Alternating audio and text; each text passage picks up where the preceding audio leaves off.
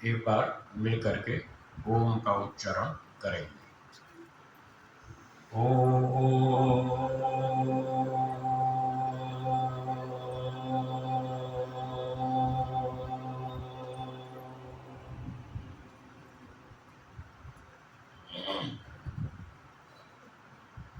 उपस्थित विद्वद्गण, धर्म प्रेमी सज्जनों, माताओं और बहनों,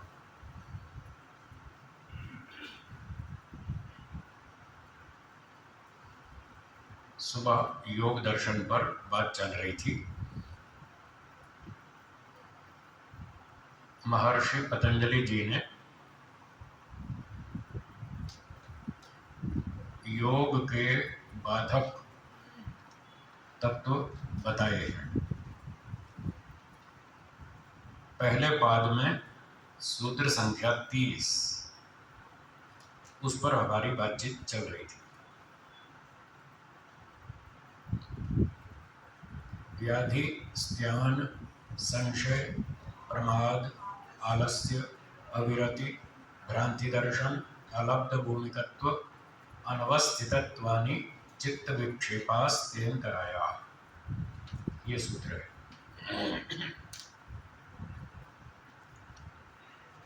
तो भ्रांति दर्शनम पर बात चल रही थी।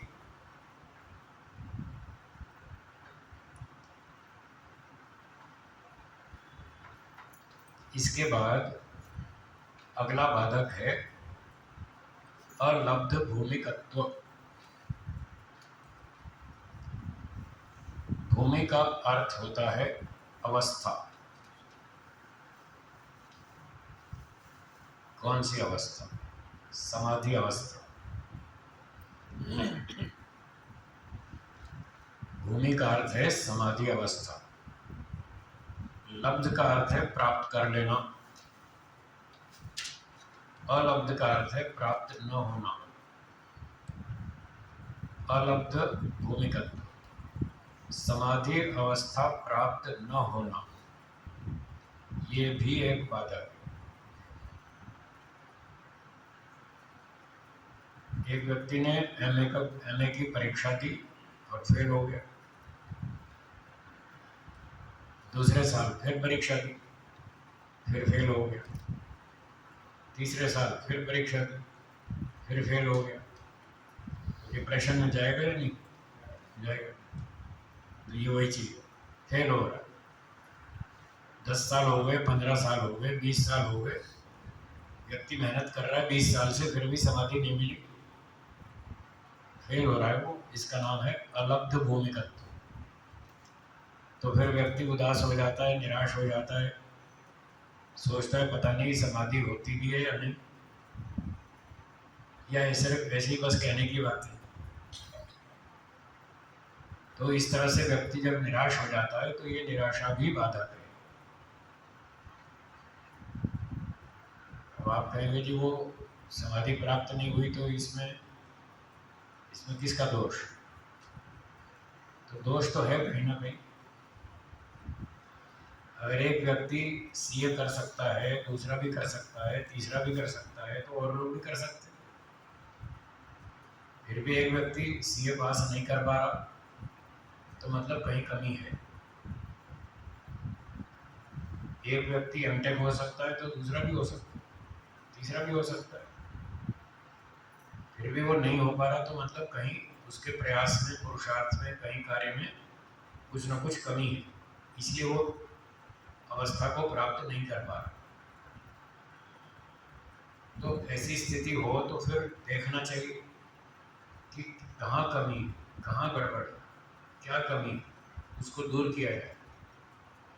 ऐसे परिश्रम करने पर जब व्यक्ति उस दोष कमी को प्राप्त पकड़ लेता है, जान लेता है कि ये कमी है, और फिर मेहनत करता है तो वो पास हो जाता है। इसलिए पास होना चाहिए। जो कमी हो उसको पकड़ना चाहिए, उसको दूर करना चाहिए, मेहनत पूरी करनी चाहिए और फिर परीक्षा पास करनी चाहिए, वो समाधि प्राप्त होनी चाहिए। परंतु कभी कभी ऐसा होता है कि व्यक्ति की योग्यता ही कम है।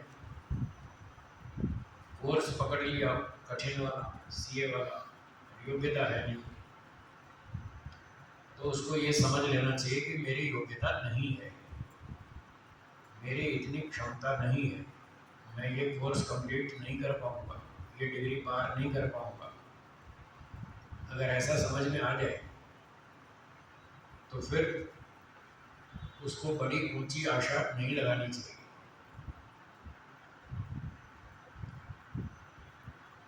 उसकी योग्यता 10वीं कक्षा तक की है या 12वीं तक की है, तो उसको ये सत्य स्वीकार करना चाहिए कि मेरी योग्यता कम है, मैं सीए की डिग्री इस जन्म में प्राप्त नहीं कर पाऊंगा, और सीए की आशा छोड़ देनी चाहिए।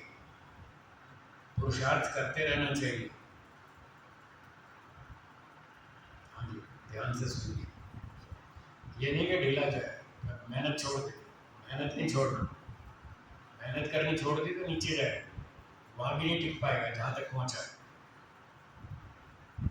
जैसे पहाड़ पर चढ़ते हैं ना, पहाड़ पे चढ़ते हैं तो सीधी चढ़ाई होती है, तो वहाँ बहुत मेहनत करनी पड़ती है। पहाड़ चढ़ने के लिए बहुत मेहनत करनी पड़ती है, और चढ़ाई ज़्यादा कठिन हो तो वहाँ टिकने के लिए भी मेहनत करनी पड़ती है। अगर आप ढीले पड़ गए तो ढलान आपको नीचे ले जाएगी, वहाँ भी नहीं टिक पाए। तो ये रास्ता ऐसा है, पहाड़ जैसा कठिन।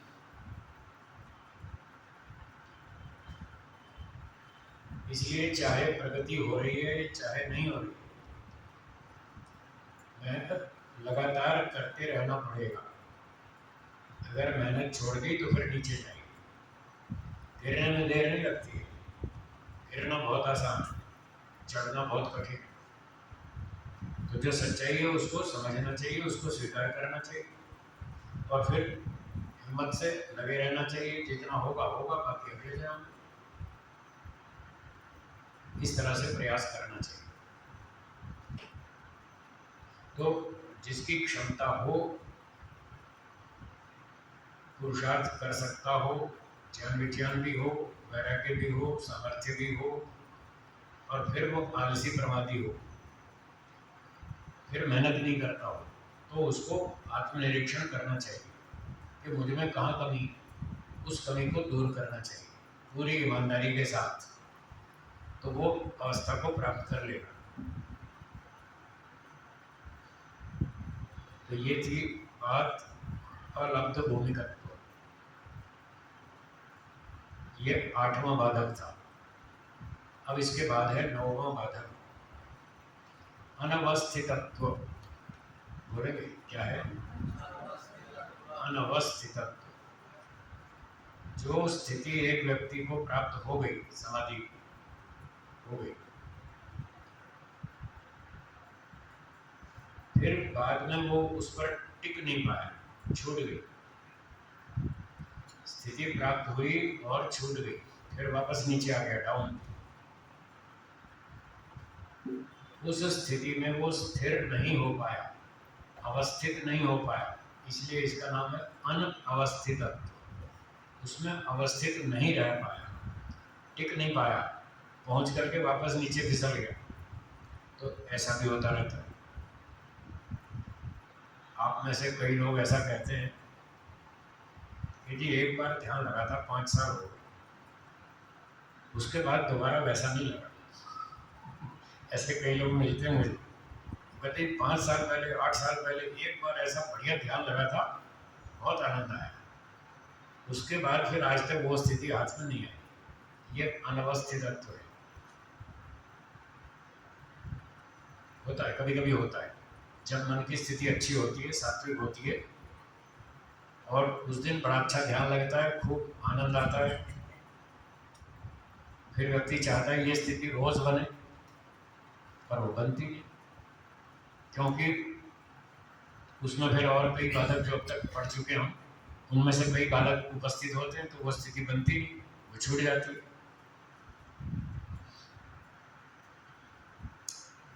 तो यदि स्थिति प्राप्त हो जाए और फिर छूट जाए, तो फिर व्यक्ति को पुरुषार्थ करना चाहिए, फिर ढूंढना चाहिए कि कौन सी कमी, कहाँ गड़बड़ हो रही है मुझसे, उस गड़बड़ को पकड़ना चाहिए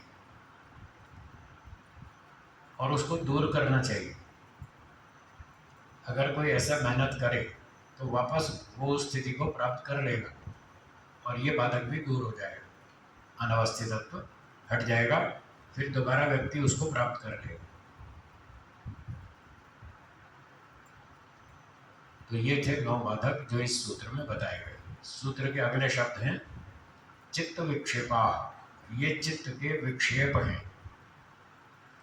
विक्षेप का अर्थ है स्थिति को बिगाड़ने वाले, चित्त की स्थिति को खराब करने वाले। ते अंतराया, यही अंतराय है। अंतराय का मतलब शत्रु, यही योगाभ्यास के शत्रु है।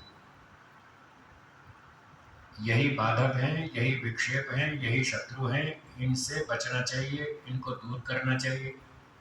तो जो व्यक्ति ईश्वर प्रणिधान करता है उसके ये बाधक दूर हो जाते हैं।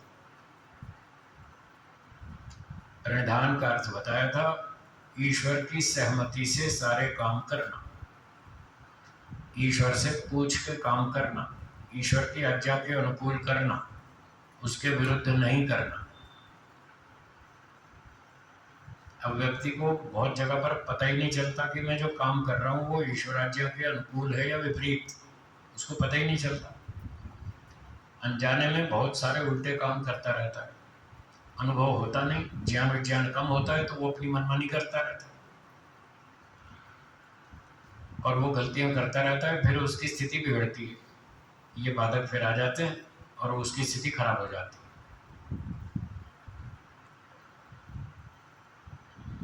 जब व्यक्ति समर्पण ईश्वर प्रणिधान ठीक से नहीं करता तो ये सारे बाधक आते हैं और एक बाधक और आता है, उसका नाम है अभिमान। क्या नाम है? ये भी बहुत खतरनाक। जब व्यक्ति को कुछ थोड़ी उपलब्धि होती है, अचीवमेंट होती है, तो उसका उत्साह बढ़ता है, ये ठीक है, उत्साह बढ़ता है, बढ़ना चाहिए, पर उस उत्साह के बढ़ने से अभिमान भी उत्पन्न होता है। उसको ब्रेक लगानी चाहिए अभिमान को, और वो भी ईश्वर समर्पण से ही रुकता है। समर्पण जब ठीक नहीं होता तो फिर अभिमान आता है, और अभिमान कभी कभी इतना बढ़ जाता है कि वो किसी को कुछ नहीं समझता। वो कहता है मैं जो अनुभव करता हूँ बस वही अंतिम, वही फाइनल है, मैं इतनी ऊंची स्टेज पर आ गया हूँ, मैं कोई गलती कर सकता हूँ। उसको ये बीमारी लगती है अभिमान की। वो ईश्वर को भी साइड में करता है, गुरु जी को भी साइड में रख देता है, और उसका अभिमान इतना बढ़ जाता है वो गुरु जी की भी नहीं सुनता, ईश्वर की भी नहीं सुनता, गुरु जी की भी नहीं सुनता, बस वो अपनी अकल को सबसे ऊपर मानता है। बस उसका विनाश होना निश्चित है, वो नहीं बच सकता। इसलिए हमारे गुरु जी कहते थे, स्वामी सत्यपति जी महाराज, वो कहते थे जब तक आपको समाधि प्राप्त न हो जाए, क्या बोला, तब तक एक शरीरधारी व्यक्ति को गुरु बनाकर चलना। बोलिए बोलिए। हाँ, शरीरधारी। यूँ तो ब्रह्मा से लेकर महर्षि दयानंद तक सारे गुरु हैं, वो तो हैं ही, पर वो अब सामने नहीं है ना, वो हमको चेक नहीं कर सकते, वो हमको टोक नहीं सकते, वो हमको बता नहीं सकते, वो तो चले गए, लिख लिख कर चले गए। सामने एक व्यक्ति ऐसा होना चाहिए जो आपको चेक करे, जो आपको टोके, जो आपको बताए कि आप गलत कर रहे हैं। ऐसा व्यक्ति अपने सामने रखना जीवित, और वो जो टोके, जो काम मना कर दे वो काम मत करना, तब तो आपका बेड़ा पार हो जाएगा, और नहीं तो विनाश होना निश्चित है, फिर आपको कोई भी नहीं बचा सकता।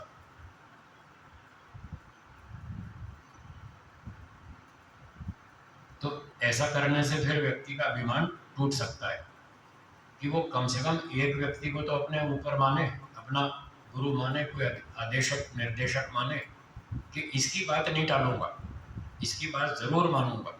गुरु बनाने का मतलब ये है। जिस व्यक्ति को आपने समर्पण कर दिया, अपना गुरुजी मान लिया, इसका अर्थ है कि वो जो कहेगा उसकी बात के विरुद्ध आचरण नहीं करूंगा, बाकी दुनिया की बात मानो या ना मानो, पर इसकी नहीं टालूंगा, इसकी जरूर मानूंगा। ये मतलब है गुरु बनाने का। तो गुरु तो बनाना चाहिए, बिना गुरु के गति नहीं है। आप सुनते रहते हैं बिना गुरु के गति नहीं होती, गुरु तो चाहिए। पर गुरु सोच समझ के बनाना चाहिए। मैं गुरुडम की बात नहीं कर रहा, वो जो अंध परंपरा में चलते गुरु, वो उनकी बात नहीं कर रहा। मैं सच्चे गुरुओं की बात कर रहा हूँ, वैदिक। महर्षि दयानंद सरस्वती जी ने गुरुडम का बहुत खंडन किया, हाँ या ना, किया ना? ये सारे नकली गुरुओं का खूब खंडन किया, परंतु एक और उन्होंने सच्चे गुरुओं को स्वीकार भी किया। उन्होंने कहा मैं ब्रह्मा से लेकर जैमिनी तक सब ऋषियों की बात मानता हूँ। देखो इतने सारे गुरु स्वीकार किए उन्होंने, और वो जो मानते हैं वही मैं मानता हूँ, वो जो कहते हैं वही मैं कहूँगा, उनसे अलग कुछ नहीं कहूँगा। कोई नया संप्रदाय चलाना मेरा लेश मात्र भी अभिप्राय नहीं है। तो देखो कितने सारे गुरु स्वीकार किए और फिर भटकते रहे जंगल जंगल सच्चे गुरु की खोज में। आप उनका इतिहास जानते, वर्षों तक घूमते रहे, कोई अच्छा बढ़िया सच्चा गुरु मिल जाए, और धीरे धीरे धीरे खोज करते करते अंत में उनको एक गुरुजी मिल गए, और जीवन भर उन गुरुजी के आदेश का पालन किया। बस यही बात हमारे गुरुजी सिखाते हैं कि एक व्यक्ति को गुरु बना के चलो और उसकी बात मत टालो, वो जो कहे वो जरूर मानो, और किसी की मानो चाहे मत मानो, उसकी जरूर मानो, तो बेड़ा पार है। तो इस प्रकार से ईश्वर को भी गुरु बनाना चाहिए, परंतु ईश्वर को गुरु बनाकर उसके आदेश निर्देश को समझना ये ऊंचे स्तर की बात है, कठिन बात है। जब तक इतनी योग्यता न बन जाए कि आप सीधा ईश्वर से आदेश निर्देश प्राप्त कर सकें, तब तक शरीरधारी गुरु की जरूरत है, तब तक उसका आदेश निर्देश मानो। जब आपकी योग्यता इतनी ऊंची हो जाएगी, तब गुरु जी स्वयं छोड़ देंगे, जाओ भाई अब ईश्वर को गुरु बना लो और उससे निर्देश लेते रहो, मेरा काम पूरा हो गया। ऐसे करना चाहिए, तो व्यक्ति योगाभ्यास में सफल हो सकता है, इन सब बाधकों से बच सकता है। तो ये 30वां सूत्र हो गया। अब आगे चलते हैं। 31वां सूत्र देखिए, बोलिए। दुख दौर्मनस्य अंग में जयत्व श्वास प्रश्वासा विक्षेप सहभुवः। इस सूत्र में कुछ और बाधक बताए। जैसे एक संस्था में प्रधान होते हैं और उनकी सहायता के लिए उप प्रधान होते हैं, प्रेसिडेंट और वाइस प्रेसिडेंट। ये वाइस प्रेसिडेंट है जो इस सूत्र में बताए, पिछले सूत्र वाले प्रेसिडेंट है और ये वाइस प्रेसिडेंट है। वो विक्षेप थे, ये विक्षेपों के साथी है। विक्षेप सहभुवः, अंतिम शब्द है सूत्र में, विक्षेप सहभुवः, विक्षेपों के साथ साथ होने वाले, ये भी उनके साथ साथ चले आते हैं। तो 3-4 बाधक ये भी बताए, इनको भी देखते हैं। पहला बाधक है दुख। ये न अभिहता प्राणिन तदुपघाताय प्रयतन्ते तद दुखम। दुख क्या है? बहुत बढ़िया परिभाषा बताई महर्षि व्यास जी ने यहाँ इस सूत्र के भाष्य में।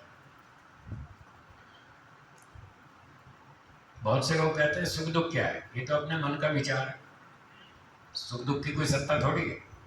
आपको शराब पीने में दुख लगता है, उसको सुख लगता है, आपके लिए दुख है, उसके लिए सुख है।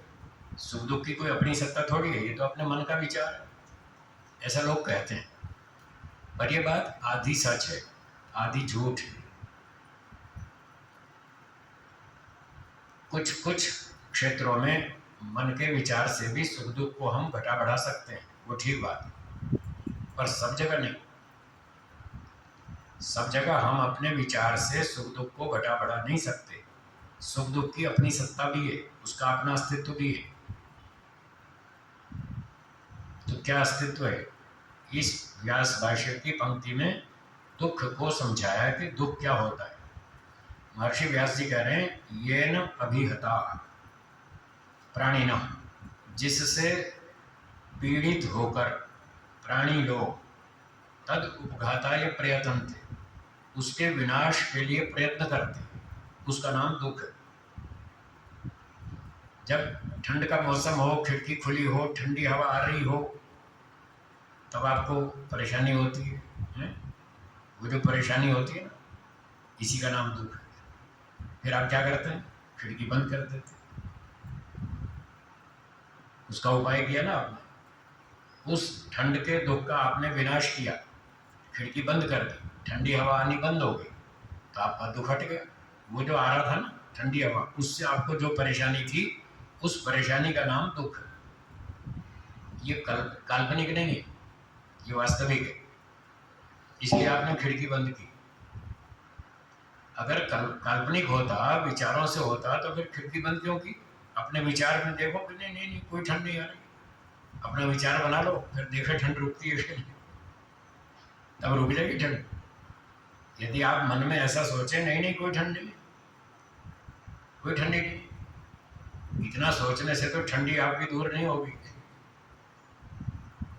इसलिए आपको खिड़की बंद करनी पड़ती है। गर्मी लगती है, आजकल गर्मी का मौसम है, तो गर्मी लगती है तो पंखा चलाते हैं। अगर विचारों से ही सुख दुख होता तो मन में विचार कर लीजिए नहीं नहीं कोई गर्मी नहीं, ऐसा सोचने से क्या गर्मी खत्म हो जाएगी? है जी, नहीं होगी। तो ये दुख की अपनी सत्ता है, यहाँ आपके विचार नहीं चलते। एक व्यक्ति का चोट लग गई सर में, एक्सीडेंट हो गया, सर में चोट लग गई, खून निकल आया, दर्द हो रहा है। अब वो अपने विचार से ठीक कर लेना, इसको कर लेगा? है जी, नहीं कर पाएगा। डॉक्टर साहब के पास जाएगा, साहब पट्टी बांधो, खून निकल रहा है। बस इसी का नाम दुख है। जो हमको परेशान करता है, जिसका हम विनाश करना चाहते हैं, उसी का नाम दुख है। ये तो हुई परिभाषा। और कुछ कुछ मानसिक भी है, मन में हम सोच के दुख को बढ़ा घटा भी सकते हैं, वो बात भी ठीक है। तो आधी वो ठीक है, आधी ये। मानसिक विचार से सुख दुख कैसे घटता बढ़ता है? आपको यूनिवर्सिटी में एक बार गोल्ड मेडल मिल गया, कितनी बार मिला? एक बार, तो आप बड़े खुश हुए। इतना सारे सभा के अंदर 1000 व्यक्ति थे, बड़े बड़े अधिकारी विद्वान लोग पधारे थे, वाइस चांसलर साहब भी थे, उन्होंने आपको गोल्ड मेडल दिया, आप बड़े खुश हो गए। तो ये सुख सम्मान एक बार मिला। अब इस घटना को आप 20 बार याद करते रहिए, तो 20 बार आपका सुख बढ़ेगा। ये मानसिक विचार वाला सुख है, ये मानसिक विचार वाला है, इसको आप 20 बार बढ़ा सकते हैं।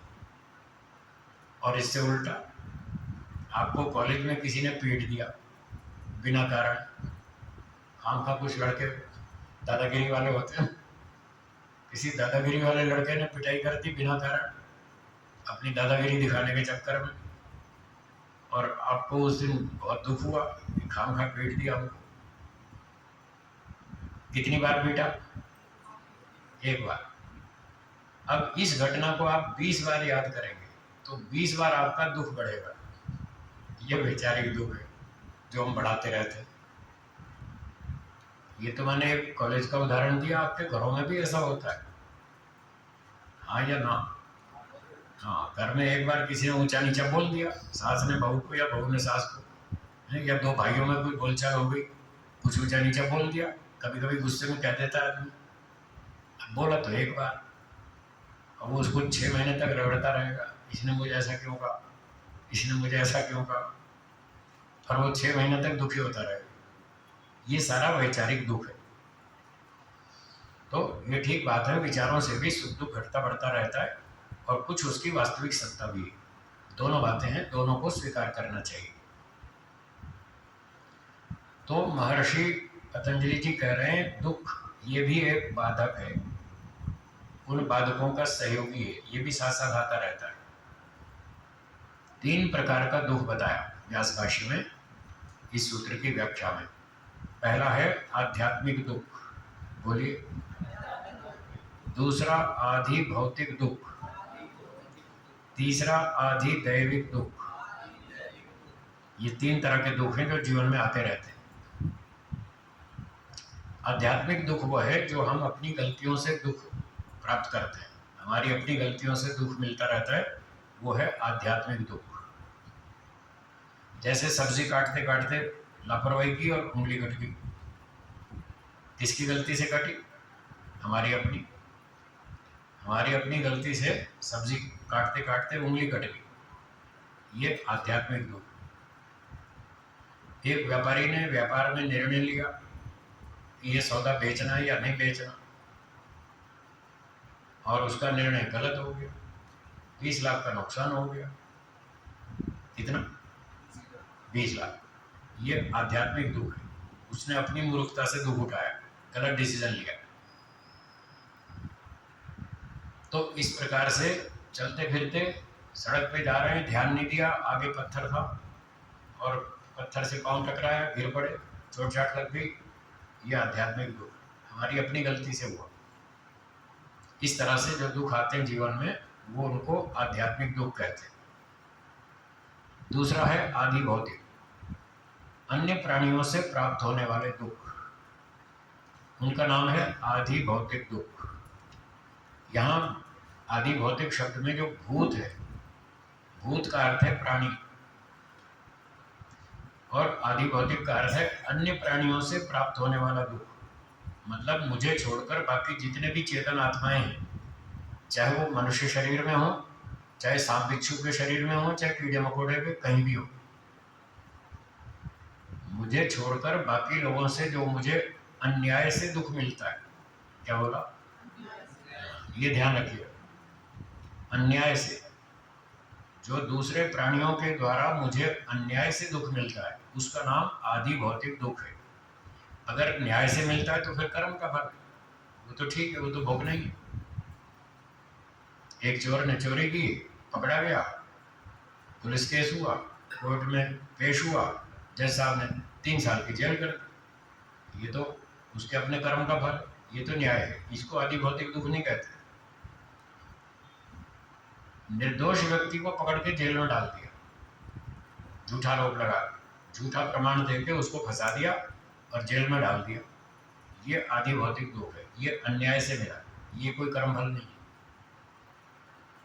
लोग कहते हैं जी कोई उसका पिछले जन्म का कर्म फल होगा, ये झूठ है। कोई बात सिद्ध करनी हो तो वो संभावनाओं से सिद्ध नहीं होती, प्रमाण और तर्क से होती। प्रमाण और तर्क से सत्य की सिद्धि होती है, संभावनाओं से नहीं। ये तो संभावना है कि पिछले जन्म में कोई इसने गलती की होगी, अब उसको उसका दंड मिला, और ये संभावना भी गलत है, क्योंकि ये संभावना भी सिद्ध नहीं हो पा रही। बहुत सारे लोग, करोड़ों व्यक्ति ऐसा मानते हैं। एक सेठ के यहाँ चोरी हो गई, 4 लाख की संपत्ति ले गया चोर, तो लोग कहते हैं साहब इसका कोई पिछले जन्म का कर्म फल है। ये सब झूठ है, कोई पिछला कर्म फल नहीं। कर्म फल के कुछ नियम होते हैं, मैं आपको 2-3 नियम सुनाता हूँ, और यहाँ पर एक जज साहब भी बैठे हैं जो हमारे इन नियमों की पुष्टि करेंगे, देखना। यहाँ पर बैठे हैं जज साहब। पहला नियम, जब किसी न्यायाधीश को कर्म का फल देना हो तो पहले वो मुकदमा सुनेंगे या नहीं सुनेंगे? क्या बिना मुकदमा सुने ठीक ठीक न्याय हो सकता है? नहीं हो सकता। तो पहला नियम ये हुआ कि जब कोई व्यक्ति कर्म का फल देगा तो पहले कर्म को जानेगा, किसने कर्म किया, क्या किया, कब किया, कहाँ किया, कैसे किया, उसका प्रमाण लाओ। ये पहला नियम। कर्म को जाने बिना ठीक ठीक न्याय नहीं हो सकता। ये नियम आपको स्वीकार है? हाँ जी बोलिए, सबको स्वीकार है? ठीक। दूसरा नियम, जज साहब ने मुकदमा सुन लिया, पूरा पता चल गया कौन अपराधी है, सब प्रमाण मिल गए, अब उसको न्याय से दंड देना है। क्या जज साहब को ये पता होना चाहिए कि भारतीय दंड संहिता में इस अपराध का कितना दंड लिखा है? उसको ये मालूम होना चाहिए या नहीं होना चाहिए? तो ये दूसरा नियम है। कर्म की जानकारी के बाद फल की जानकारी भी होनी चाहिए कि इस अपराध का क्या और कितना दंड दिया जाएगा, ये उनको जानकारी ठीक ठीक होनी चाहिए। ये दूसरा नियम। तीसरा, अपराधी को जज साहब ही दंड दे सकते हैं या कोई भी दे सकता है?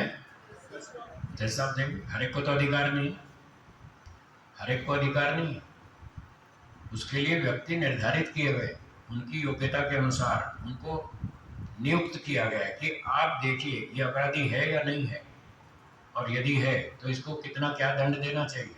आप अपने अधिकार पूर्वक सोच समझकर ठीक ठीक न्याय से इसको दंड देवे। इसलिए अधिकारी व्यक्ति ही उसको दंड दे सकता है अपराधी को, सब लोग नहीं दे सकते, सबको अधिकार नहीं है। ये तीसरा नियम। दोहरा लेते हैं। पहला नियम, फल देने के लिए पहले कर्म की जानकारी होनी चाहिए, ठीक है। दूसरा, कर्म को जानने के बाद फल की जानकारी भी होनी चाहिए, क्या और कितना फल दिया जाए। तीसरा, अधिकारी व्यक्ति ही फल देगा, हर व्यक्ति नहीं देगा। ये तीन नियम क्या आपको स्वीकार है? स्वीकार है, ठीक है। अब इन तीन नियमों को उस घटना पर लागू करते। सेठ के यहाँ 4 लाख की चोरी हुई, चोर सामान लेकर भाग गया। लोगों ने कहा जी ये कोई सेठ जी का पिछले जन्म का कर्म फल है। तो पहला नियम लागू करके देखिए, क्या चोर को मालूम है सेठ जी ने पिछले जन्म में कौन सा पाप किया था जिसका दंड देने आया वो? है जी? नहीं मालूम। पहला नियम फेल। जब तक कर्म का पता नहीं फल कैसे देगा? कर्म का पता नहीं, आप मना कर रहे हैं, उसको नहीं मालूम, तो पहला नियम फेल हुआ। इसका मतलब ये कर्म फल नहीं है। दूसरा नियम, जब कर्म का ही उसको पता नहीं तो कैसे निर्णय करेगा 4 लाख की चोरी करूँ या 3 लाख की या 3.5 लाख की या 5 लाख की, और साथ में सेठ की एक टांग भी तोड़ूं या नहीं तोड़ूं? वो कैसे डिसाइड करेगा कि कितना फल देना? तो दूसरा भी फेल। फल का निर्णय नहीं कर पाएगा, कितना दंड दिया जाए, वो भी फेल। और तीसरा नियम, क्या चोर को यह अधिकार है कि सेठ के पिछले जन्म का कर्म फल देवे? उसको अधिकार है? तो फिर तीनों नियम फेल है। बताओ कहाँ है कर्म फल? कहाँ ऐसे ही अंधाधुंध चल रहे लोग, विचार नहीं करते ठीक तरह से, गहराई में नहीं जाते, सत्य की खोज नहीं करते कि सही क्या और झूठ क्या। ऐसे ही है जी, भगवान कराता है। हाँ, तो इसका उत्तर सुनिए। जो लोग ये कहते हैं कि चोर को भगवान ने भेजा है, चोर को नहीं पता कि सेठ ने क्या पाप किया, भगवान को तो पता है ना। हाँ हाँ, बिल्कुल पता है। तो भगवान ने भेज दिया चोर को, जा भाई इसको दंड दे। जब चोर को भगवान ने भेजा तो चोर ने भगवान के आदेश का पालन किया, हाँ या ना? बोलिए। जब भगवान के आदेश का पालन किया तो भगवान के आदेश का पालन करना धर्म है या अधर्म है? धर्म का फल सुख है या दुख है? तो आप चोर को सुख दो ना, मैं मान लेता हूँ, देंगे? चोर को सुख देंगे? फिर वो भी झूठ है कि भगवान ने भेजा। भगवान अच्छे काम करवाता है या बुरे? हाँ जी बोलिए। चोरी करना अच्छा काम है? चोरी करना अच्छा है या बुरा? जब बुरा है तो भगवान क्यों चोरी करवाएगा? इसलिए झूठ है। भगवान ने नहीं भेजा चोर को, वो तो रोकता है, चोर को रोकता है, चोरी मत कर, अंदर भय शंका लज्जा उत्पन्न करता है, वो तो रोकता है। आप कह रहे भगवान ने भेजा, कहाँ भेजा? झूठ है। हाँ, एक और आवाज आई थी, क्या कह रहे? हाँ जी, हाँ मना किया। हाँ, तो ईश्वर का आदेश तो हो नहीं सकता, वो तो विरुद्ध आचरण, वेद के विरुद्ध आचरण है।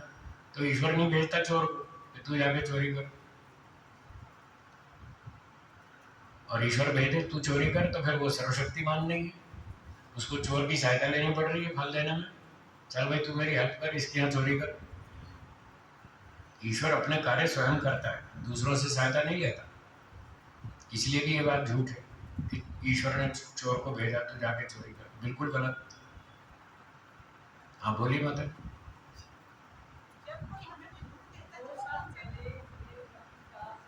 एक मिनट, बारी बारी से। जब कोई हमें दुख देता है, पिछले जन्म का नहीं है, उसके ऊपर कैसे विचार करेंगे। देखिए, जब किसी ने आपको दुख दिया तो आप विचार करके देखें, ये इसने न्याय किया या अन्याय किया। जब कोई दुख देता है तो इतना तो आपको पता चलता है ना कि ये न्याय कर रहा है या अन्याय कर रहा है, पता चलता है ना।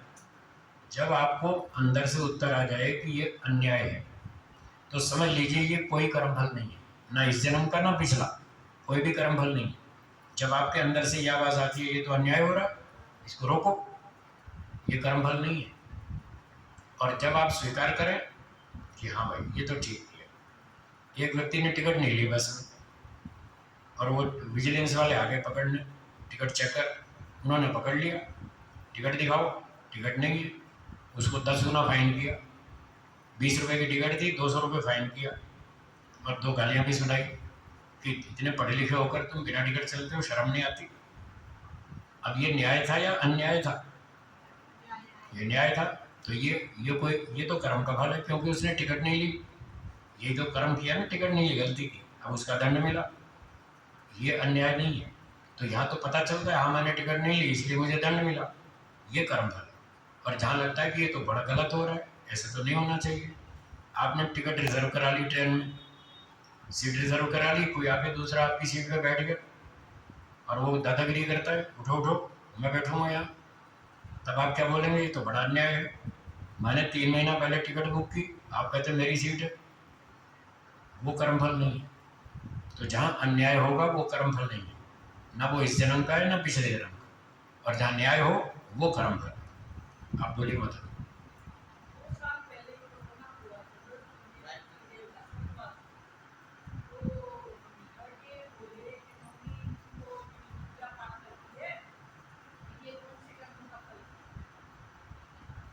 दो साल पहले कोरोना हुआ और उसमें कुछ लोग रोगी हो गए, कुछ मारे गए, यही कह रहे हैं ना। फिर लोगों ने कहा साहब ये कौन से कर्मों का फल है?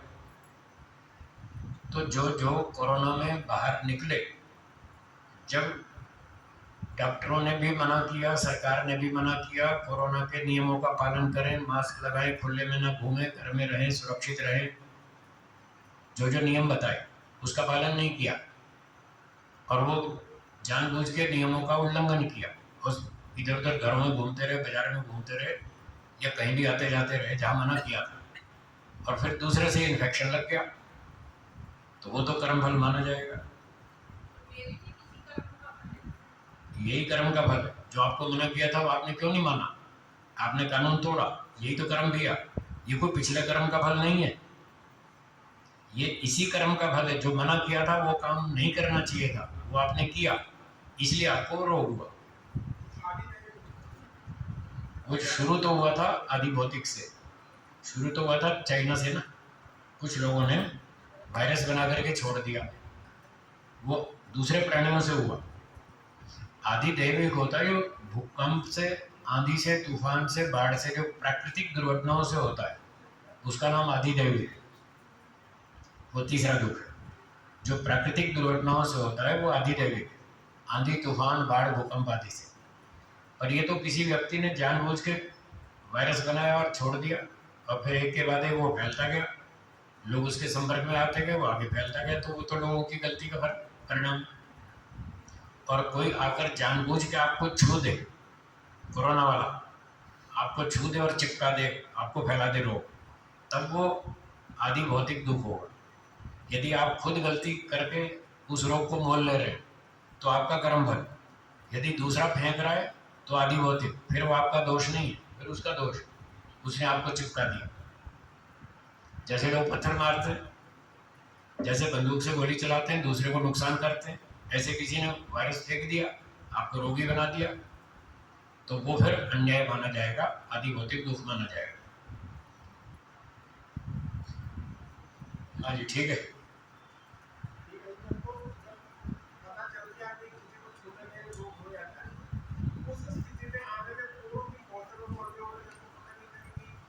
वो अनजाने में मारे गए, गलती तो उनकी है। उनको उनको वैसे बताया तो गया था कि लॉकडाउन है, घर से बाहर मत निकलो, सुरक्षित रहो। फिर भी वो निकले, उन्होंने लापरवाही की, ध्यान नहीं दिया बात पर। उन्होंने सोचा ऐसा थोड़ी खतरनाक रोग होगा जो ऐसे ही छूने से लग जाएगा। उन्होंने निर्देशों पर पूरा ध्यान नहीं दिया। ध्यान नहीं दिया तो गलती की तो फिर उसका दंड होगा, फिर हो गए बीमार। और जिनकी इम्यूनिटी कम थी वो बेचारे निकल लिए, उनका शांति पाठ हो गया। तो गलती तो उनकी थी। कोई दूसरा आके आपको चिपका जाए तो फिर वो अन्याय माना जाएगा, तब वो आदि भौतिक हो। तो तीसरा दुख है आदि दैविक, जो आंधी तूफान बाढ़ भूकंप आदि से प्राकृतिक दुर्घटनाओं से आते हैं दुख, उसका नाम है आदि दैविक दुख। तो महर्षि पतंजलि जी कह रहे हैं ये 3 प्रकार के दुख हैं, ये 3 प्रकार के दुख हैं,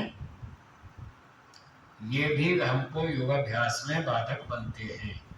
इनसे भी बचकर चलें, सावधान रहें, सावधानी हटी और दुर्घटना घटी। लिखा है ना सड़कों पे, बहुत जगह पर लिखा है, सावधानी हटी और दुर्घटना घटी।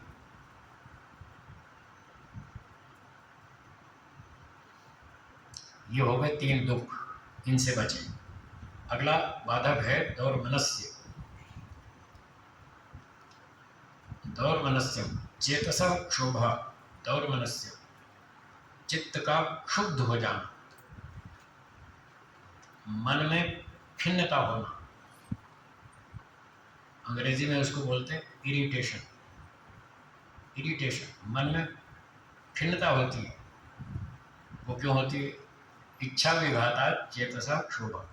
जब व्यक्ति की इच्छा पूरी नहीं होती तब उसको मन में खिन्नता होती है। कैसे लोग कितनी बार समझाया, मानते ही है। इस समय जो स्थिति होती है ना मन की, इतनी बार समझाया इनको, मानते ही फिर वही गलती करते। तो मन में जो खिन्नता आती है ना, ये भी बाधक है। लोग तो सुधरने वाले नहीं हैं। जब तक डंडा नहीं लगेगा तब तक लोग नहीं सुधरेंगे। मैं हर बार आता हूँ, हर बार सुनाता हूँ, दंड के बिना कोई सुधरता नहीं है। अब दंड यहाँ भारत में कहीं मिलता है, कहीं नहीं मिलता है, बहुत जगह तो नहीं मिलता, इसलिए यहाँ अव्यवस्था अधिक है। विदेशों में दंड कठोर है, इसलिए वहाँ थोड़े लोग सुधर गए, दंड के कारण सुधरे।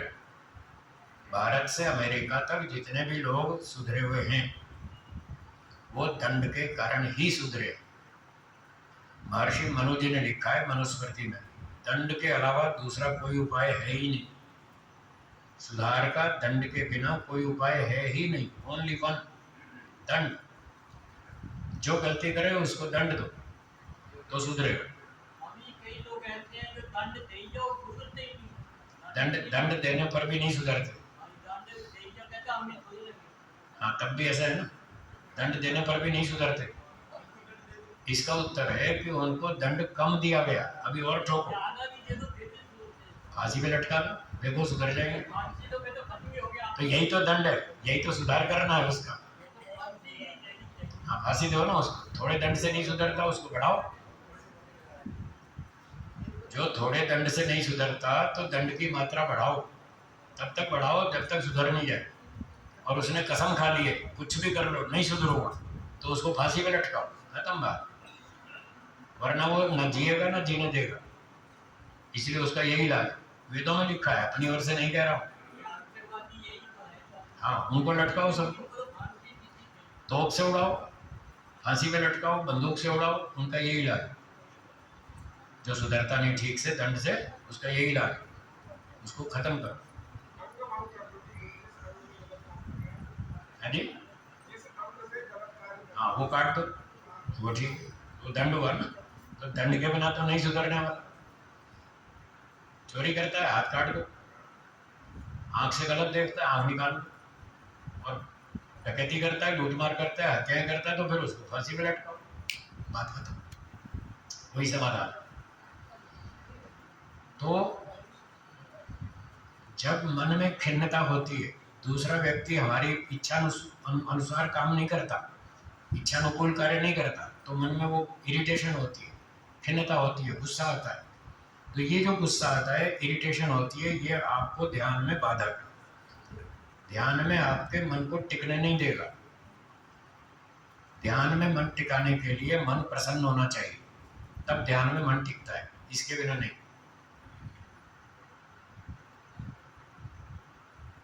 ठीक है जी। अच्छा, अब इससे बाद आगे है दुख दौर्मनस्य अंग में जयत्व। ये अगला बाधक है, अंग में जयत्व। संस्कृत भाषा में एक धातु है एज्री, एज्री कंपने, इसका अर्थ है कंपन। इस धातु से ए जयत्व ये शब्द बनता है, ए जयत्व अर्थात कंपन। किसका? अंगों का, अंग में जयत्व, अंगों का कंपन। बड़ी उम्र में शरीर में वायु के रोग लगते हैं और वात रोग के कारण किसी के हाथ हिलते हैं, किसी की गर्दन हिलने लगती है। ऐसे देखिए ना, ऐसे लोग, किसी की गर्दन हिलती है, किसी का हाथ हिलता है, कंपन का रोग आ जाता है। तो ये भी बाधक है। तो इस तरह के रोग जो वात रोग हैं प्राय बड़ी उम्र में होते हैं, वृद्धावस्था में। तो जिसका शरीर हिलता है, गर्दन हिलती है, हाथ हिलता है, तो वो उसका मन क्या टिकेगा? मन को टिकाने के लिए पहले शरीर तो टिकाओ, शरीर पहले स्थिर होना चाहिए, तब मन स्थिर होगा। अब जिसका शरीर ही स्थिर नहीं हो रहा, हिल रहा है, तो मन भी स्थिर नहीं होगा, वो उसमें बाधक बनेगा। ये भी एक बाधक। और आगे है श्वास और प्रश्वास। कभी कभी सांस उखड़ जाती है, आदमी हाँफने लगता है, किसी किसी को श्वास रोग ही होता है? टीबी जैसा या कुछ इस तरह से, ब्रोंकाइटिस या इस तरह की कोई खांसी वांसी या इस तरह के कई रोग होते हैं जो सांस से संबंधित होते हैं, श्वास रोग। तो वो श्वास रोग के कारण श्वास प्रश्वास पर व्यक्ति कंट्रोल नहीं कर पाता, नियंत्रण नहीं कर पाता, और इच्छा के विरुद्ध सांस चलता है, तो वो भी उसका ध्यान में मन नहीं टिकने देता, वो भी बाधक। ये चौथा बाधक बताया, श्वास प्रश्वास का अनियंत्रण। तो महर्षि पतंजलि जी कह रहे हैं दुख दौर्मनस्य अंग में जयत्व और श्वास प्रश्वास ये भी विक्षेपों के साथी हैं, ये भी उनके सहयोगी हैं, ये भी आपके चित्त की स्थिति को बिगाड़ेंगे। तो इन सारे साधक बाधकों से सावधान रहें और ईश्वर समर्पण करेंगे तो ये सारे बाधक दूर हो जाएंगे, सब नियंत्रित रहेंगे, कंट्रोल में रहेंगे, आपका योगाभ्यास ठीक चलेगा। इसलिए ईश्वर समर्पण करना चाहिए। ठीक है, 31वां सूत्र पूरा हो गया। 32वां सूत्र देखिए, बोलिए। तत्प्रतिषेधार्थम एक तत्वाभ्यास। तत्प्रतिषेधार्थम, इन सब बाधकों का प्रतिषेध करने के लिए, विनाश करने के लिए क्या करें? एक तत्व का अभ्यास करें। एक तत्व ईश्वर, ईश्वर का ध्यान करें, ईश्वर समर्पण करें, ईश्वर आज्ञा का पालन करें, ईश्वर के निर्देश के अनुसार चलें और बैठकर ध्यान भी करें। तो जब आप ध्यान करेंगे, मन को एकाग्र करेंगे, व्यवहार में ईश्वर के आदेश का पालन करेंगे, तो आपका मन स्थिर हो जाएगा और ये सारे बाधक धीरे धीरे खत्म हो जाएंगे, ये सारे बाधक हट जाएंगे, नष्ट हो जाएंगे। इस प्रसंग को यहाँ विराम देते। कोई शंका समाधान हो तो बोलिए। माइक है माता जी? नहीं चल रहा? चलो कोई बात नहीं चल रहा तो फिर बाद में देख लें। हाँ जी, जिनको प्रश्न पूछना हो बोलिए।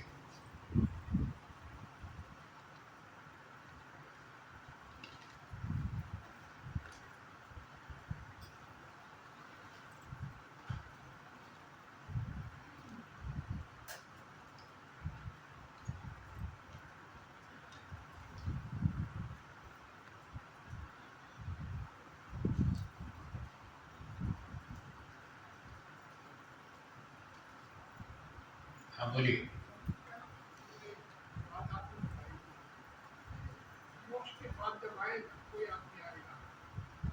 विपरीत अवस्था में आएगा, चौथी गति ऐसा क्यों? आपका प्रश्न है, जब कोई आत्मा मुक्ति से लौटेगा तो सामान्य परिवार में उसका जन्म होगा, ऐसा मैंने कहा था। तो आपका प्रश्न है कि ऐसा क्यों, सामान्य परिवार में क्यों? आपका विचार क्या है? ऊंचे परिवार में होना चाहिए। जैसे उसके कर्म बाकी है, जैसे आपने बताया, बाकी उसके कर्म जाते हैं, उसके अनुसार दिया तो उसके अनुसार ही जाएगा, बचे हुए कर्मों के आधार पर ही दिया जाएगा। पर आपको ये थोड़ा ठीक नहीं लग रहा कि सामान्य परिवार में, हाँ सामान्य परिवार में क्यों, आपका विचार क्या है कि ऊंचे परिवार में मिलना चाहिए?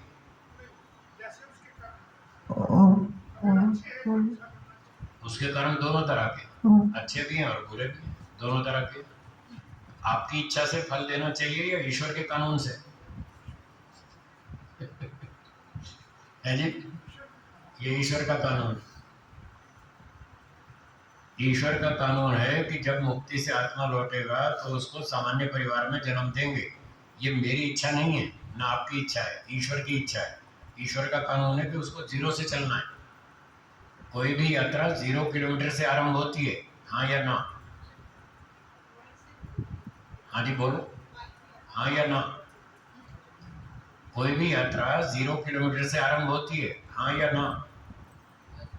0 से होनी चाहिए, हाँ या ना?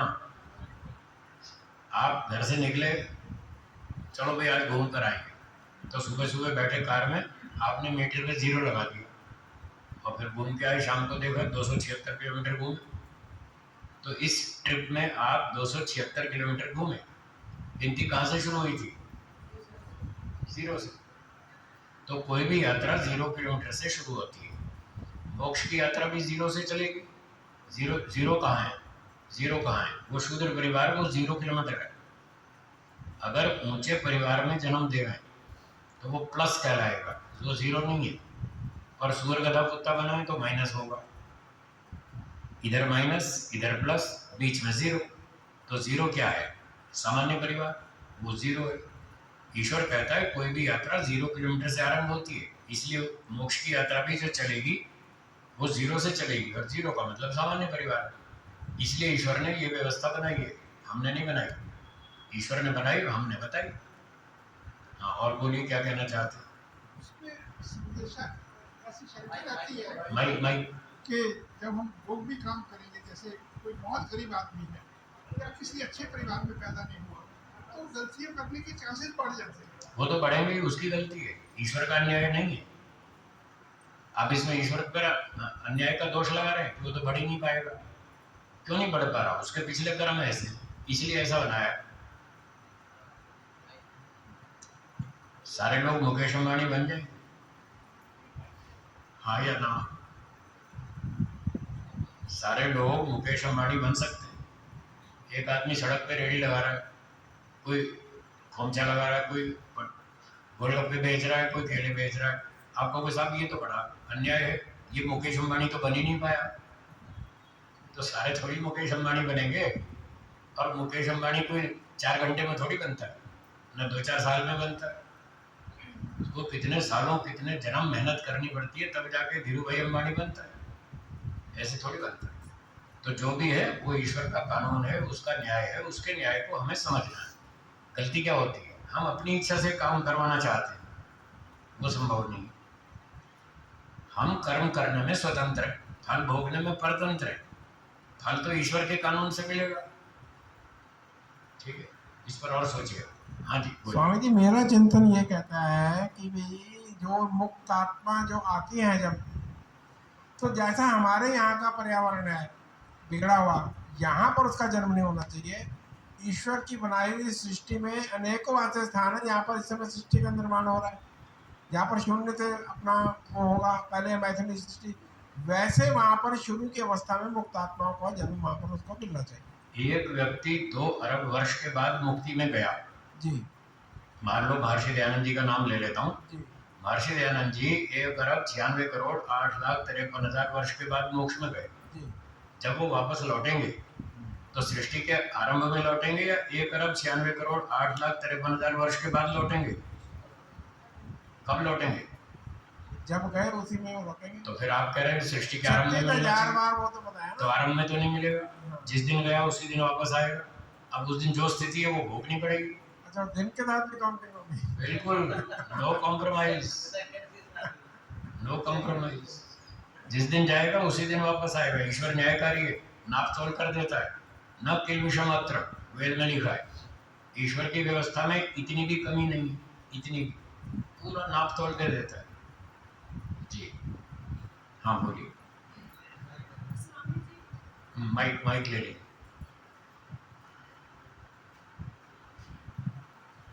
स्वामी जी, जी जब जीव आत्मा मोक्ष से आता दोबारा, उसको सामान्य घर में जन्म मिलता है, ठीक है। और जब हमारे 50-50 कर्म होते हैं वो उसको भी सामान्य घर में जन्म मिलता ठीक है। उसमें क्या अंतर है? कोई अंतर नहीं। वो तो सेम से होंगे। हाँ, दोनों को सामान्य शूद्र परिवार में जन्म मिलेगा, मुक्ति से लौटने वाले को भी, हाँ जी, और यहाँ जो 50-50 अच्छे बुरे करे उसको भी। हाँ जी, शूद्र परिवार में जन्म लेने के 6 कारण हैं, एक नहीं है। कितने? सही बात। पहला कारण है एक मुक्ति से लौटने वाला, हाँ जी, ईश्वर उसके पाप पुण्य तुल्य करके सामान्य परिवार में जन्म देगा। एक कारण, जो मुक्ति से लौटा उसको शूद्र परिवार में जन्म। हाँ जी, दूसरा, जो कुत्ता कथा सांप बिच्छू बना था, पाप कर करके हाँ जी, उधर गया हुआ था दंड भोगने, उसके जो ज्यादा पाप थे वो उसने भोग लिए। हाँ जी, अब उसके पाप पुण्य बराबर हो गए, तो बराबर होने पर वो जब लौट के वापस मनुष्य बनेगा वो भी शूद्र परिवार में जाएगा। हाँ जी, दो तरीके हो गए शूद्र परिवार में जन्म लेने के, हाँ जी, एक मुक्ति से लौटने वाला, एक कुत्ते गधे से लौटने वाला। तीसरा, जो आज ब्राह्मण है और उसने पूरे जीवन में 50% ही अच्छे काम किए और 50% बुरे, वो भी शूद्र के यहाँ जाएगा। ये तीसरा हो गया। आज जो क्षत्रिय है उसने पूरे जीवन में 50% अच्छे किए, 50 बुरे किए, वो भी शूद्र के यहाँ जाएगा। 4 हो गए। एक वैश्य है जिसने 50-50 अच्छे बुरे किए पूरे जीवन में, वो भी अगले जन्म में शूद्र परिवार में जाएगा। 5 हो गए। और जो आज शूद्र है वो भी फिर 50-50 ही अच्छे बुरे करता है, वो फिर अगले जन्म में शूद्र बनेगा, शूद्र परिवार में जाएगा। तो 6 तरीके हैं जिनसे शूद्र परिवार में जन्म होता है, एक नहीं है।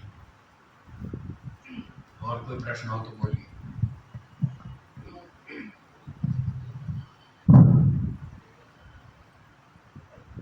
स्वामी जी, माइक के कोई पास। भी जो आत्मा है हाँ जी, वो जैसे कुत्ता बन गया, बिल्ली बन गई, घोड़ा बन गया, ठीक है।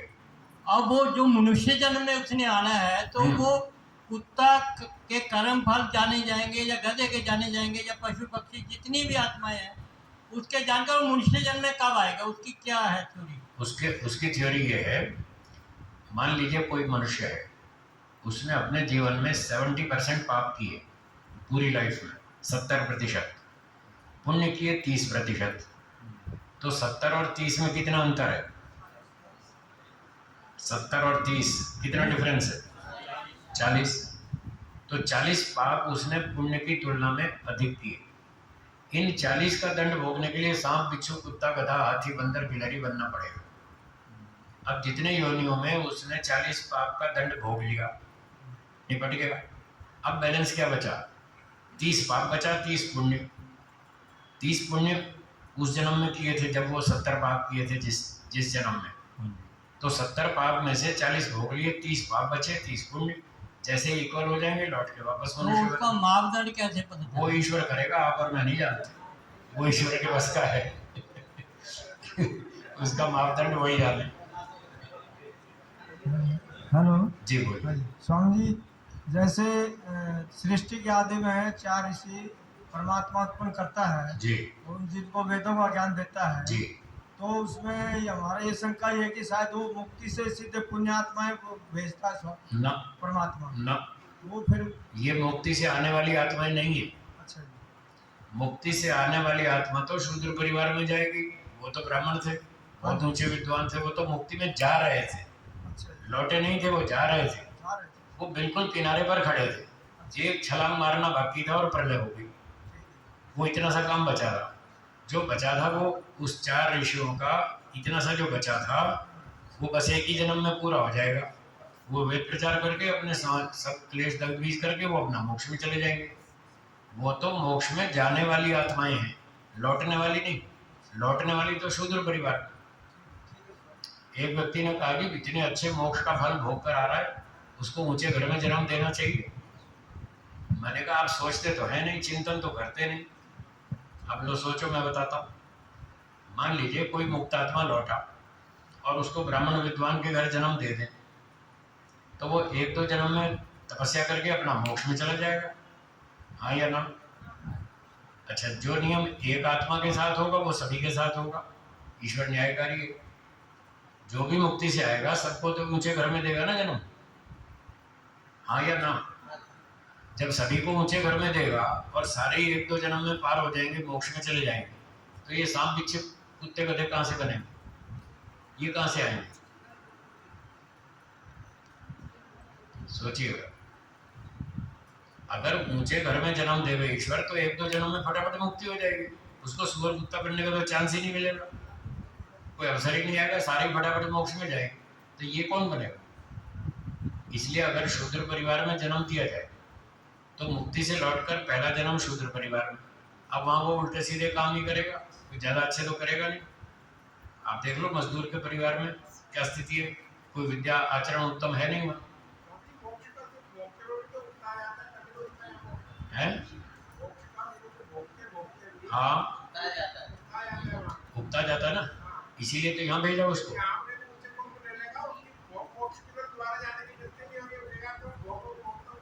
नहीं, आप पहले ये बताएं, उसको ऊंचे कुल में जन्म देने का सामान्य परिवार में कहाँ देना चाहिए है? सामान्य परिवार में बस तो वो तो बात खत्म हो गई। वो तो मैं सिद्ध कर चुका हूँ कि सामान्य परिवार में ही होगा। जो लोग ऊंचे में मानते हैं उसका जवाब दे रहा हूँ। जो ऊंचे कुल में जन्म मानते हैं, एक तो उनके पास कोई प्रमाण नहीं। सपोज अभ्युपगम सिद्धांत से मान लेते हैं कि ऊंचे घर में दिया तो जो भी आएगा फटाफट मोक्ष में जाएगा, तो सुअर कुत्ता तो कोई बनेगा ही नहीं। तो ये कहाँ से आए सुअर कुत्ते? क्या इनका मोक्ष आज तक कभी भी नहीं हुआ?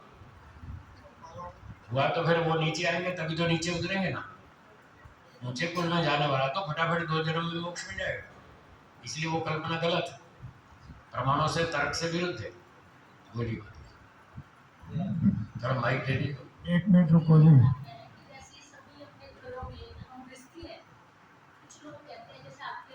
हाँ, माइक ले लीजिए, माइक ले लीजिए,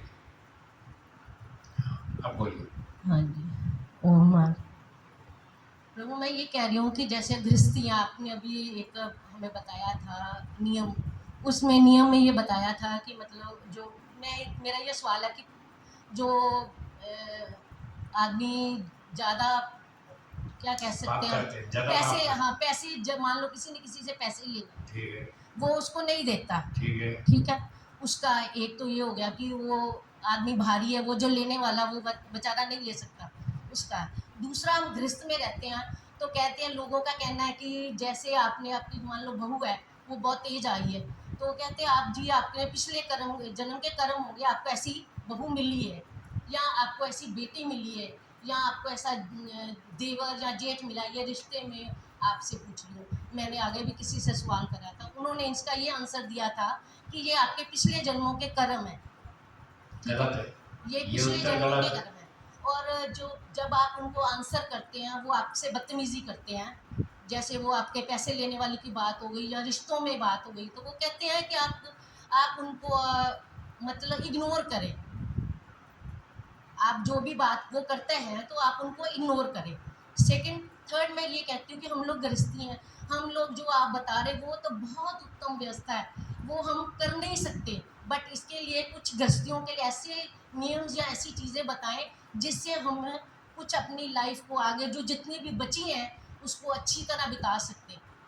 और ये जो मोक्ष हमें मिलना है या नहीं मिलना, ये तो एक सुनने की बात है, वेस्ट ऑफ द टाइम है, बट इसके लिए हमें ये होना चाहिए कि हाँ, अब जो जीवन हमारा बचा है तो हम अच्छे कर्म कर सके। वो क्या मेथड है, कैसे? वो हमने बताया था कि ईश्वर का ध्यान करें जी, रात को जल्दी सोए, हाँ, सुबह जल्दी उठे जी, थोड़ा व्यायाम करें जी, अपनी दिनचर्या ठीक रखें जी, रोज हवन करें हाँ जी और स्वाध्याय करें, वेदों का, शास्त्रों का अध्ययन करें जी और शाकाहारी भोजन खाएं, हाँ जी अंडे मांस नहीं खाएं, नहीं खाते बीड़ी सिगरेट शराब इन बुराइयों से दूर रहें, जी बच्चों को भी ये सारी अच्छी बातें सिखाएं, अच्छा सबके साथ न्याय का व्यवहार करें। अच्छा तो ये करने से आपका बचा हुआ जीवन अच्छा हो जाएगा। हमें कैसे पता चलेगा कि हम न्याय करें? हम तो जैसे हम अभी आपसे मैंने फर्स्ट क्वेश्चन जो करा है तो उसी में कई बातें ऐसी होती हैं आप अपने अपने फ्रेंड सर्कल में ही चलते हैं, हम अपने भाव से अच्छे जाते हैं कि हम इनसे अच्छा बिहेव करें, अच्छा व्यवहार करें,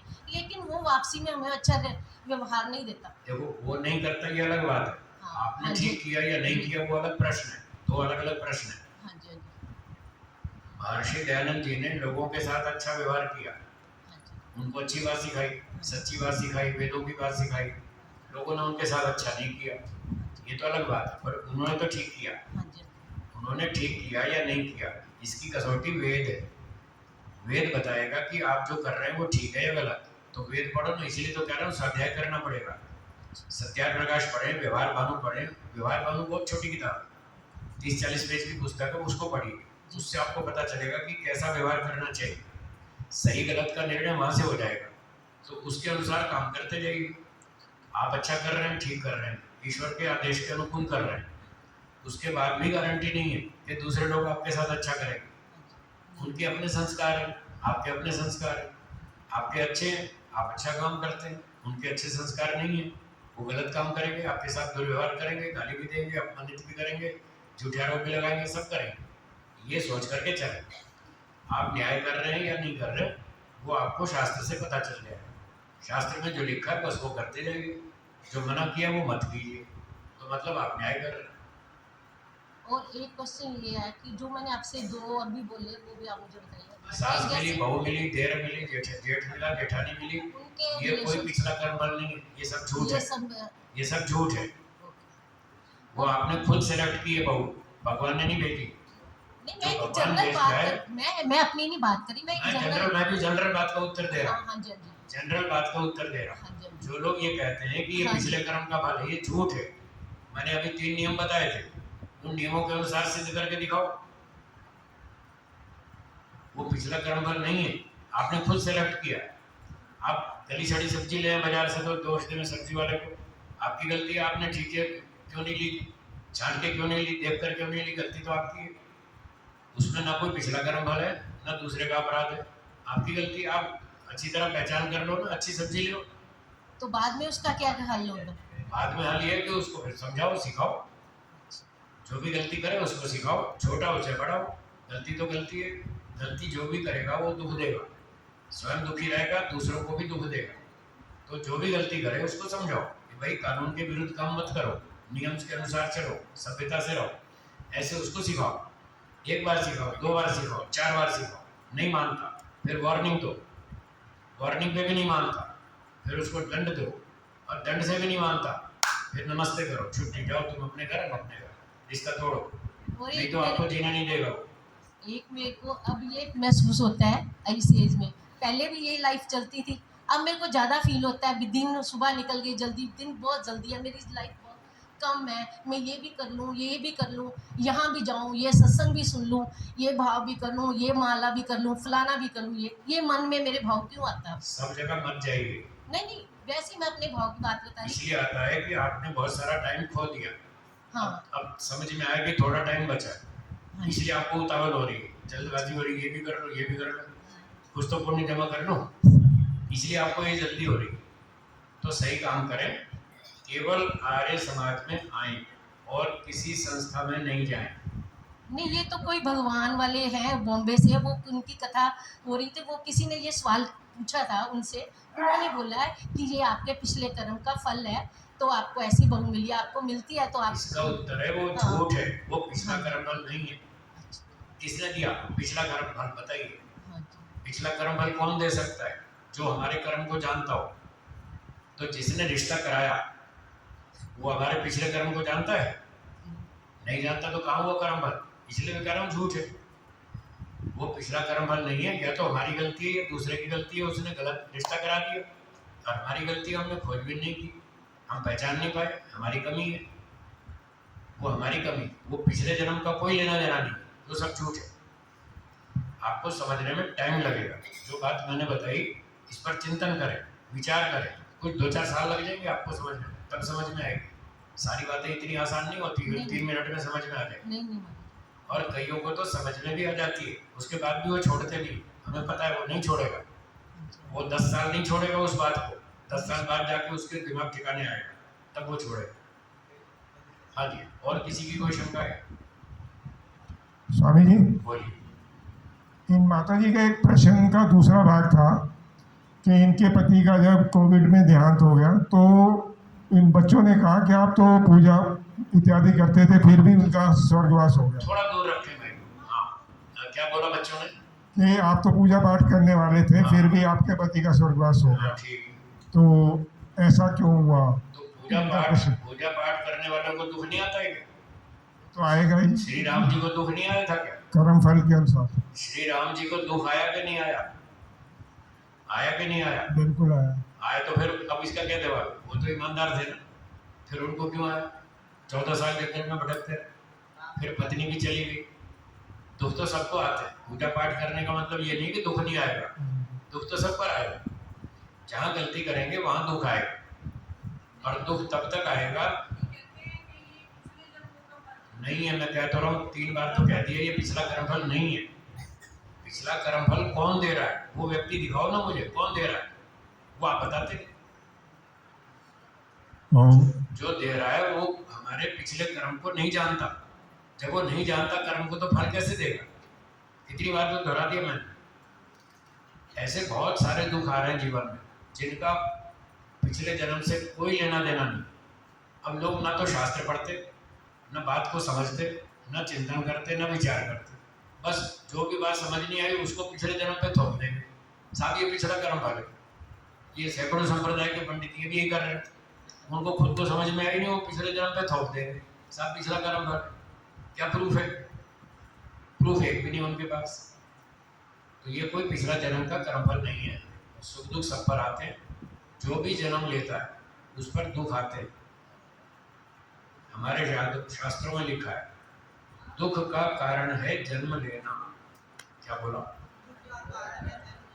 आपने जन्म लिया या नहीं लिया? बस दुख तो आएगा। अपनी गलती ठीक कर। जन्म लेना ही सबसे बड़ी गलती है। जन्म लेना ही सबसे बड़ी गलती है। अगर ये गलती कर दी तो दुख जरूर आएगा। और जो बचना चाहता हो तो उसका एक ही उपाय है, अगला जन्म लेना बंद करो। वो गलती आपने भी की और मैंने भी की। आपने जन्म लिया, मैंने भी लिया। आप पे दुख आते हैं, मेरे पर भी आते हैं, दुख तो सब पर आते हैं। पर मुझे समझ में आ गया ये जन्म लेना सबसे बड़ी गलती है। मुझे तो समझ में आ गया। आपको कब आएगा वो आप देखो। इसलिए मैं इस समस्या से छूटना चाहता हूँ।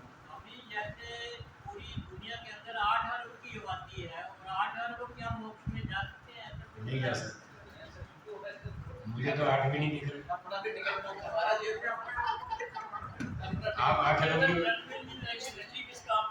आप 8 अरब की बात कर रहे हैं, मुझे तो 8 भी नहीं दिख रहे। एक अरब में एक, इतना भी नहीं दिख रहे। करोड़ों करोड़ों लोग मुक्ति में जा चुके हैं इस सृष्टि में। चलना है? चलना हो तो आ जाओ। मैं तो जा रहा हूँ, मैं तो जा रहा हूँ। मुझे समझ में आ गया यहाँ जन्म लेना खतरे से खाली नहीं है। खतरनाक सबसे बड़ी गलती जन्म लेना। मुझे समझ में आ गया, इसलिए मैं जा रहा हूँ। आपको जिसको समझ में आता हो तो आप भी आ जाओ, मेरे साथ आ जाओ, तैयारी कर लो। मैं तो जा रहा हूँ। स्वामी जी, 5 मिनट। हाँ, आखिरी सवाल। हाँ स्वामी जी, मेरा संदेह इसमें था कि महर्षि पतंजलि ने पहले तो कह दिया वृत्तियों का निरोध करो, और फिर ये 30-31 में कह दिया कि ये अंतराय व्याधियाँ ये आएंगी। अगर वृत्ति हट जाए तो ये अंतराय नहीं आएंगे सर, नहीं आएगी। और अंतराय हट जाए तो वृत्ति वो भी नहीं आएगी। तो ये कोरिलेटेड हैं दोनों। हाँ, दोनों संबंध रखते हैं, साथ साथ आएंगे। अच्छा अच्छा। वृत्तियाँ होंगी तो अंतराय आएंगे, अंतराय होंगे तो वृत्ति भी आएगी, दोनों साथ साथ में आएंगे। इसलिए इनको सबको हटाना है। दूसरा मेरा क्वेश्चन ये था कि एक परमात्मा का विधान है और मानव का संविधान है।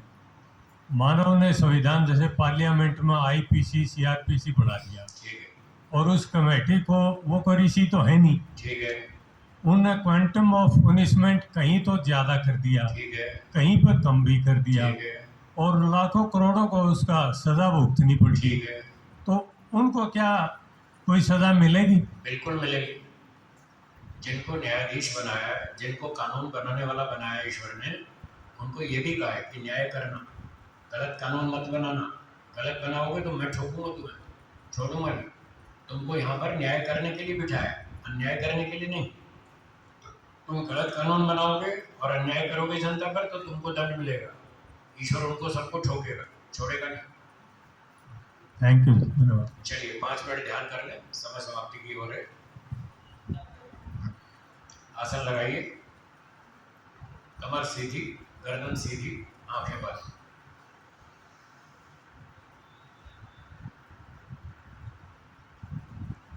मन में संकल्प कीजिए,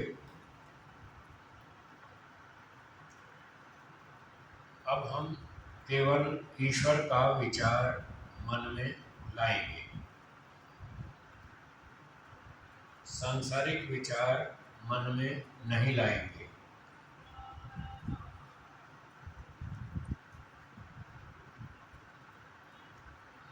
सांसारिक विचारों को रोकने के लिए मन में सोचिए, चारों तरफ खूब गहरा अंधेरा है।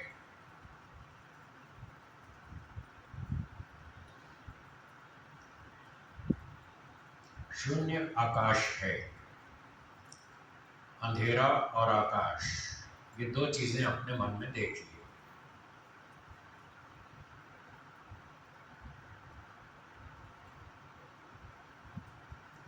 इस पूरे आकाश में ईश्वर सर्वत्र विद्यमान है। वह निराकार है, चेतन अर्थात सर्वज्ञ है, न्यायकारी है, आनंद का भंडार है, सर्वशक्तिमान है, सृष्टिकर्ता है, सब सत्य विद्याओं का आदि मूल है, सब संसार का उत्पादक, पालक, धारक, पोषक है। ईश्वर शुद्ध है, पवित्र है, सब प्रकार से सर्वगुण संपन्न है। उसमें किसी प्रकार की कोई कमी नहीं है।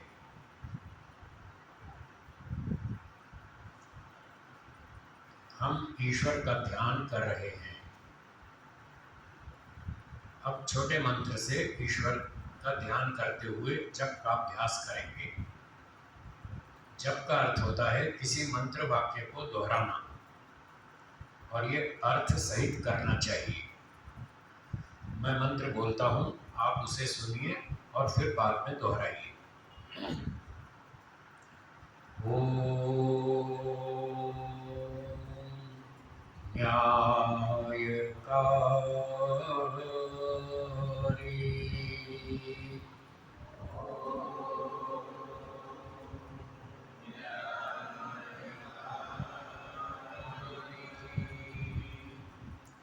हे ईश्वर, आप न्यायकारी हैं।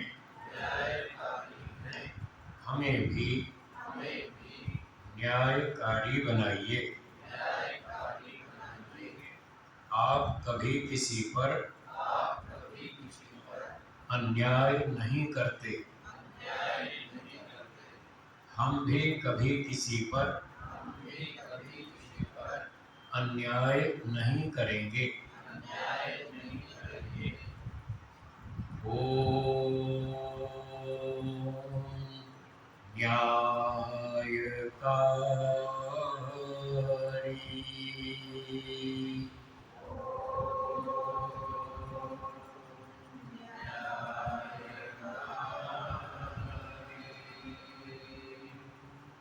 हे ईश्वर, आप न्यायकारी हैं।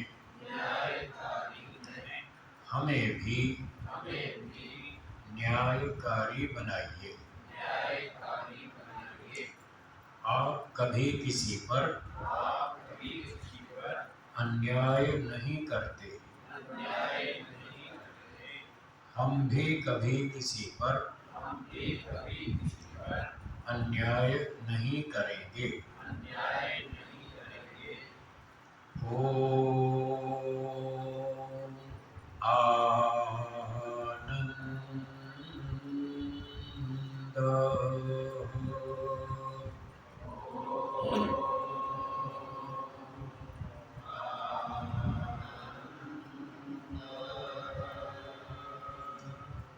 हे ईश्वर, आप आनंद स्वरूप हैं।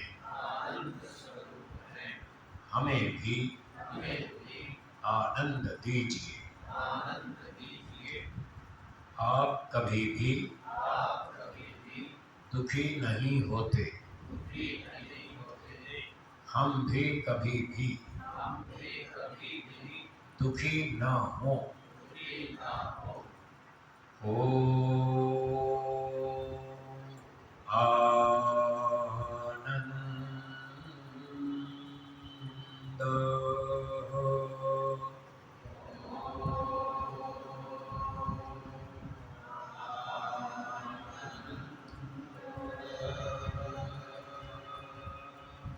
हे ईश्वर, आप आनंद स्वरूप हैं।